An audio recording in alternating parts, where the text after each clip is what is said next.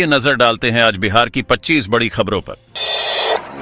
बिहार में किसानों को ड्रोन खरीदी पर मिलेगा अनुदान। बिहार सरकार ने किसानों के लिए एक नई योजना शुरू की है, जिसके तहत वे ड्रोन खरीदने पर 3,65,000 रुपए तक का अनुदान प्राप्त कर सकते हैं। ड्रोन का उपयोग खेती में दवाओं के छिड़काव, उर्वरक के वितरण और अन्य कृषि कार्यों में किया जाएगा, जिससे किसान कम समय और कम लागत में अधिक उत्पादन प्राप्त कर सकेंगे। इसके अलावा सरकार ने किसानों और संगठनों को ड्रोन की खरीद के लिए ऑनलाइन आवेदन आमंत्रित किए हैं और चयनित लाभार्थियों को प्रशिक्षण भी दिया जाएगा।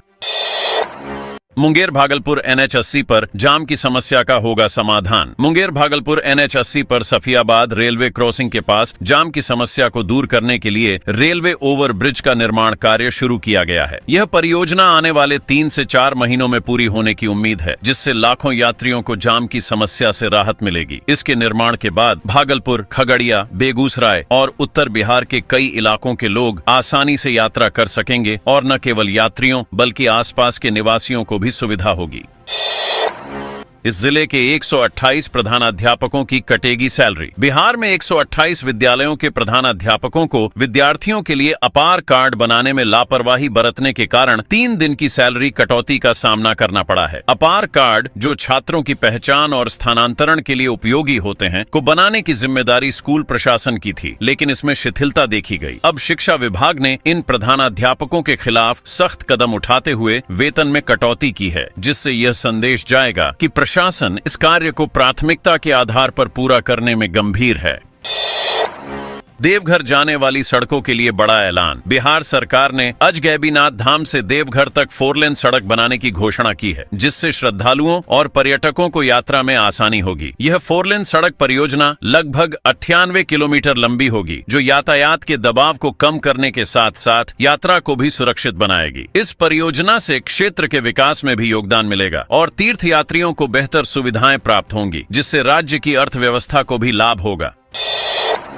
पटना हाईकोर्ट का फैसला, शराबबंदी में जब्त वाहनों का मामला। पटना हाईकोर्ट ने शराबबंदी के तहत जब्त किए गए वाहनों के मामले में गृह विभाग को दिशा निर्देश जारी करने के लिए 6 महीने का समय दिया है। कोर्ट ने पाया कि पुलिस अधिकारियों ने कानून की जानकारी के बिना वाहनों को जब्त किया और उन्हें लंबे समय तक बिना किसी कार्रवाई के थाने में रखा, जिससे वाहनों का मूल्य घट गया। अब अदालत ने निर्देश दिया है कि जब्त किए गए वाहनों के बारे में उचित प्रक्रिया अपनाई जाए और उन्हें नीलाम किया जाए, ताकि उनका सही तरीके से निपटारा हो सके। बिहार सरकार का 40 लाख युवाओं को रोजगार देने का ऐलान। बिहार की राज्य सरकार ने युवाओं के लिए एक और महत्वपूर्ण योजना का ऐलान किया है, जिसके तहत राज्य में 40 लाख युवाओं रोजगार उपलब्ध कराए जाएंगे। इस योजना का उद्देश्य युवाओं को बेहतर रोजगार के अवसर प्रदान करना और उनका कौशल विकास करना है। सरकार ने कुशल युवा कार्यक्रम के तहत विभिन्न प्रशिक्षण कार्यक्रमों को लागू किया है। इसके माध्यम से ग्रामीण क्षेत्रों में भी युवाओं को कौशल और रोजगार मिल रहा है। इस योजना के तहत ग्रामीण विकास मंत्री श्रवण कुमार ने कहा कि राज्य में 822 रोजगार मेलों का आयोजन किया गया है। इसके साथ ही मुख्यमंत्री नीतीश कुमार की दूरदर्शिता के चलते बिहार की युवा शक्ति देश और विदेश में काम कर रही है।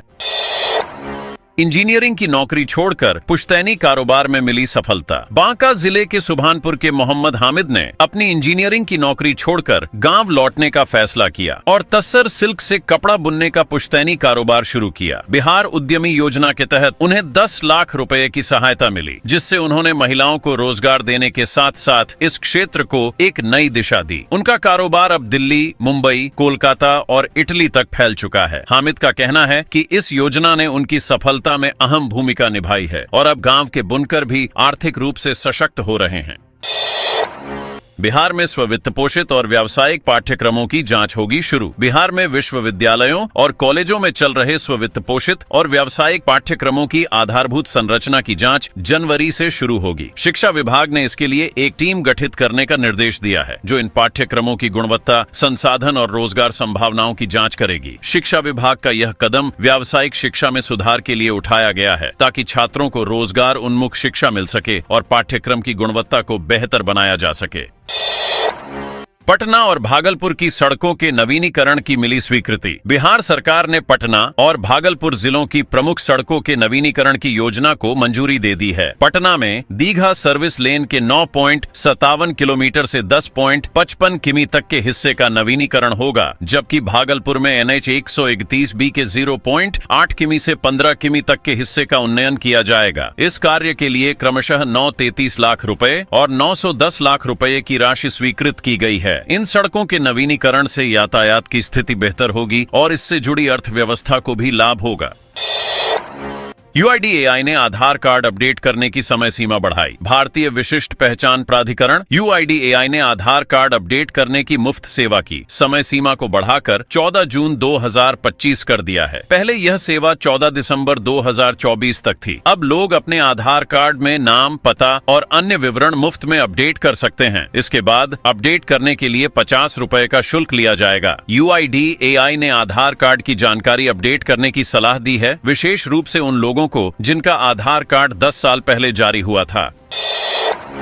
नीतीश कुमार की प्रगति यात्रा का आगाज 23 दिसंबर से। बिहार के मुख्यमंत्री नीतीश कुमार 23 दिसंबर से 28 दिसंबर तक प्रगति यात्रा पर निकलेंगे, जिसका पहला चरण पश्चिमी चंपारण से शुरू होगा। यात्रा के दौरान मुख्यमंत्री सरकारी योजनाओं की प्रगति की समीक्षा करेंगे और जनता से उनके प्रभावी कार्यों पर संवाद करेंगे। पहले महिला संवाद कार्यक्रम की योजना थी, जो अब जनवरी में आयोजित किया जाएगा। यह यात्रा नीतीश कुमार के पिछले अभियानों की तरह राज्य की प्रगति, शराबबंदी, महिला सशक्तिकरण और विकास के मुद्दों पर जनता से संवाद करने का एक और प्रयास है। तेजस्वी यादव की योजनाओं ने बिहार में मचाई सियासी हलचल। तेजस्वी यादव ने हाल ही में महिलाओं को 2500 रुपए महीना देने की माई बहन मान योजना, 200 यूनिट तक मुफ्त बिजली और वृद्धा पेंशन बढ़ाकर 1500 रुपए करने का वादा किया है। इन घोषणाओं ने बिहार के राजनीतिक माहौल में हलचल मचा दी है, खासकर विधानसभा चुनाव के करीब आते हुए। तेजस्वी की इन योजनाओं का असर आगामी विधानसभा चुनाव में देखने को मिल सकता है, जबकि नीतीश कुमार महिलाओं के लिए किए गए कार्यों को लेकर पहले से मजबूत स्थिति में हैं और उनका चुनावी एजेंडा भी उनके विकास कार्यों पर आधारित है।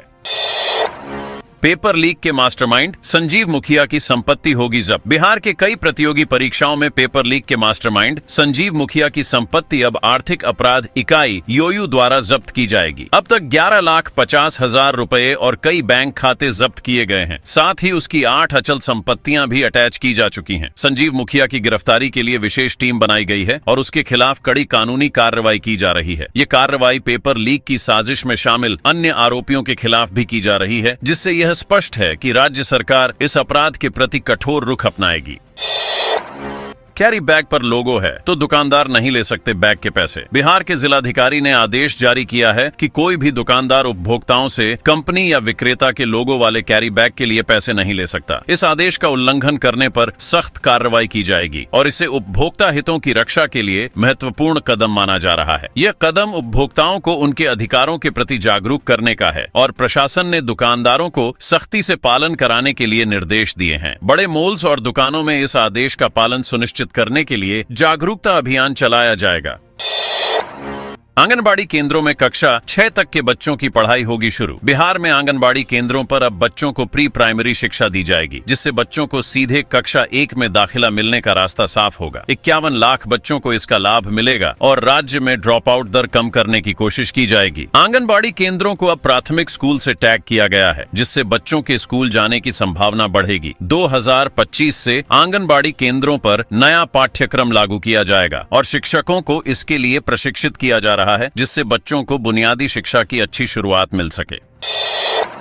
तेजस्वी यादव का नीतीश कुमार पर हमला। सुपौल जिले के दौरे के दौरान बिहार विधानसभा में नेता प्रतिपक्ष तेजस्वी यादव ने मुख्यमंत्री नीतीश कुमार पर जमकर हमला बोला। तेजस्वी ने आरोप लगाया कि नीतीश कुमार एक तरफ पैसे की कमी का रोना रोते हैं, वहीं दूसरी ओर अपनी 15 दिन की यात्रा में अरबों रुपये खर्च कर रहे हैं। उन्होंने इसे इतिहास का सबसे खर्चीला मुख्यमंत्री बताया और आरोप लगाया कि इन यात्राओं से कोई लाभ नहीं हो रहा, लेकिन अधिकारियों की जेबें गर्म हो रही हैं। इसके अलावा तेजस्वी ने बिहार में अपनी सरकार बनने पर कई योजनाओं का ऐलान किया, जैसे माई बहन सम्मान योजना, जिसमें महिलाओं को 2500 रुपये मासिक सहायता दी जाएगी। पशुओं के लिए निशुल्क टीकाकरण अभियान शुरू। बिहार में पशुपालन विभाग ने गला घोंटू और लंगड़ी बुखार जैसी जानलेवा बीमारियों से बचाव के लिए एक निशुल्क टीकाकरण अभियान शुरू किया है। इस अभियान के तहत 4,46,000 पशुओं का टीकाकरण किया जाएगा। जिले भर में टीकाकर्मी घर घर जाकर 6 माह से ऊपर के योग्य गौ और भैंसों का टीकाकरण करेंगे। गला घोंटू बीमारी में मुंह और गर्दन में सूजन और सांस लेने में कठिनाई होती है, जबकि लंगड़ी बुखार में पशु लंगड़ाकर चलता है। इस अभियान का शुभारंभ श्री कृष्ण गौशाला में हुआ, जहां जिला पशुपालन पदाधिकारी ने जानकारी दी कि अभियान को सफल बनाने के लिए प्रत्येक प्रखंड में नोडल अधिकारी नियुक्त किए गए हैं। बिहार में छाएंगे बादल, बढ़ेगा कोहरा। बिहार में मौसम में बदलाव होने वाला है। मौसम विभाग ने आगामी 2 दिनों में आंशिक बादल रहने और रात के तापमान में 3 से 4 डिग्री की वृद्धि का अनुमान जताया है। इससे ठंड में कुछ राहत मिलेगी, हालांकि दिन के तापमान में कोई खास बदलाव नहीं होगा। पटना और अन्य जगहों पर सुबह और शाम हल्का कोहरा रहेगा। सोमवार को सासाराम का तापमान 5 डिग्री था, जो राज्य का सबसे ठंडा शहर था, जबकि सीतामढ़ी का पुपरी 29 डिग्री के साथ सबसे गर्म रहा। इस दौरान अधिकतर शहरों में दिन और रात के तापमान में बढ़ोतरी दर्ज की गई है। स्मार्ट बिजली मीटर में आ रही है समस्या। बिहार में बिजली उपभोक्ताओं को मीटर और गलत बिलिंग से जुड़ी समस्याओं का सामना करना पड़ रहा है। स्मार्ट प्रीपेड मीटर और पुराने मीटर के कारण उपभोक्ता परेशान हैं। राज्य भर में पंचायत स्तर पर लगाए गए विशेष कैंपों में 15,432 शिकायतों का समाधान किया गया। इनमें से कई शिकायतें स्मार्ट प्रीपेड मीटर, बिलिंग और मीटर की खराबी से जुड़ी थीं। इन कैंपों में उपभोक्ताओं की समस्याओं का त्वरित समाधान किया गया, जिससे उनकी परेशानी कम हुई है। ऊर्जा सचिव ने कहा कि इस पहल से उपभोक्ताओं का विश्वास बढ़ा है और भविष्य में भी इस प्रकार की सेवाएं जारी रहेंगी। बिहार के 10 जिलों में हवाई सेवाएं होगी शुरू। बिहार के उप मुख्यमंत्री सम्राट चौधरी ने मुख्यमंत्री नीतीश कुमार के प्रयासों की सराहना की और बताया कि केंद्र सरकार ने उड़ान 5.2 योजना के तहत बिहार के 10 जिलों को हवाई मार्ग से जोड़ने का फैसला किया है। इन जिलों में वीरपुर, सहरसा, भागलपुर, मुंगेर, मुजफ्फरपुर, वाल्मीकि नगर, मोतिहारी, मधुबनी और छपरा शामिल हैं। इन शहरों में 20 सीटर विमानों की सेवाएं शुरू की जाएंगी और एयरपोर्ट का विकास किया जाएगा। इस योजना के तहत सरकारी और निजी विमान कंपनियों से समझौता किया जाएगा और हवाई सेवाएं उपलब्ध कराई जाएंगी। प्रशांत किशोर की जनसुराज पार्टी को बड़ा झटका। बिहार विधानसभा चुनाव 2024 से पहले प्रशांत किशोर की जनसुराज पार्टी को बड़ा झटका लगा है। पार्टी के 2 कद्दावर नेताओं देवेंद्र प्रसाद यादव और मोनाजिर हसन ने पार्टी की प्रदेश कोर कमेटी से इस्तीफा दे दिया है। यह इस्तीफा व्यक्तिगत कारणों से बताया गया है, लेकिन पार्टी के अंदरूनी प्रभाव और प्रभुत्व को लेकर चर्चाएं भी हो रही हैं। दोनों नेताओं ने अपना त्यागपत्र पार्टी के सूत्रधार प्रशांत किशोर को भेजा है, जबकि इसे कार्यकारी अध्यक्ष मनोज भारती को सौंपा जाना था। हाल ही में पार्टी ने कोर कमेटी का विस्तार करते हुए इसे 151 सदस्यीय बनाया है और यह भी चर्चा है कि कुछ सदस्यों से इस्तीफा लिया जाएगा। ई निबंधन सॉफ्टवेयर से जमीन की खरीद बिक्री की हुई शुरुआत। मुजफ्फरपुर में मंगलवार से जमीन की खरीद बिक्री के लिए ई निबंधन सॉफ्टवेयर का इस्तेमाल शुरू हो गया है। इस सिस्टम के तहत अब रजिस्ट्री के लिए लोग खुद ऑनलाइन अपॉइंटमेंट लेकर निर्धारित स्लॉट में दस्तावेज की पुष्टि कर सकते हैं। ई निबंधन से रजिस्ट्री की प्रक्रिया सरल होगी, साथ ही फर्जीवाड़े पर भी रोक लगेगी। पहले 238 स्लॉट होते थे, अब केवल 60 से 90 स्लॉट प्रतिदिन तय किए गए हैं। इसके अलावा अब रजिस्ट्री से पहले जमीन के भौतिक सत्यापन को अनिवार्य किया गया है। आधार सत्यापन भी रजिस्ट्री प्रक्रिया का हिस्सा होगा, जिससे प्रक्रिया को पारदर्शी और सुरक्षित बनाया जाएगा। सीवान में पासपोर्ट सेवा मोबाइल वैन कैंप का शुभारंभ। सीवान में पासपोर्ट सेवा मोबाइल वैन कैंप का उद्घाटन 17 से 19 दिसंबर के बीच किया गया है। इस कैंप में पासपोर्ट के नए आवेदन और पुनर्नवीनीकरण के लिए ऑनलाइन अपॉइंटमेंट लिए जाएंगे। प्रत्येक दिन 55 स्लॉट उपलब्ध होंगे। इस सुविधा के लिए आवेदकों को दस्तावेजों की मूल प्रति और स्व अभिप्रमाणित छाया प्रति साथ लानी होगी। इस पहल से जिले के निवासियों को पासपोर्ट प्राप्त करने में सहूलियत होगी और भविष्य में ऐसे और कैंप आयोजित करने की संभावना है।